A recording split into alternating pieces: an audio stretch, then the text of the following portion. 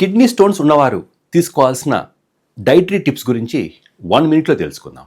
Number 1 tip, kidney stones ఉన్న ప్రతి ఒక్క పేషెంట్ కూడా ఒక రోజులో అట్లీస్ట్ 3 లీటర్ల దాకా యూరిన్ తయారయ్యే విధంగా వాటర్ తీసుకోవాల్సి వస్తుంది. అంటే వాతావరణాన్ని బట్టి, మన శరీర ధర్మాన్ని బట్టి ఒక రోజులో 3 లీటర్స్ యూరిన్ తయారు కావాలంటే ఎంత వాటర్ తీసుకోవాలో అంత వాటర్ని మనం తీసుకోవాల్సి వస్తుంది. కిడ్నీ స్టోన్స్ ఉన్న పేషెంట్ గుర్తుపెట్టుకోవాల్సిన సెకండ్ డైటరీ టిప్, ఆహారంలో ఉప్పు తగ్గించడం.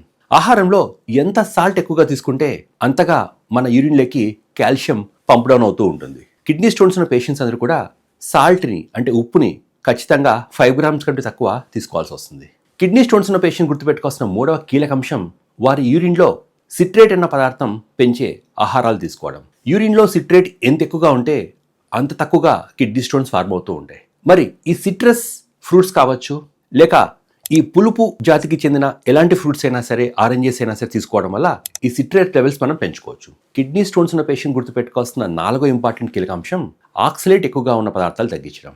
ఈ ఆక్సలేట్ అనగా పాలకూరలో కావచ్చు, లేక అతిగా టీ ఎక్కువ తీసుకోవడం వల్ల కావచ్చు, చాక్లెట్ ఎక్కువ తీసుకోవడం వల్ల కావచ్చు, ఇలా కొన్ని రకాల ఆహార పదార్థాల్లో ఆక్సలేట్ ఎక్కువగా ఉంటుంది.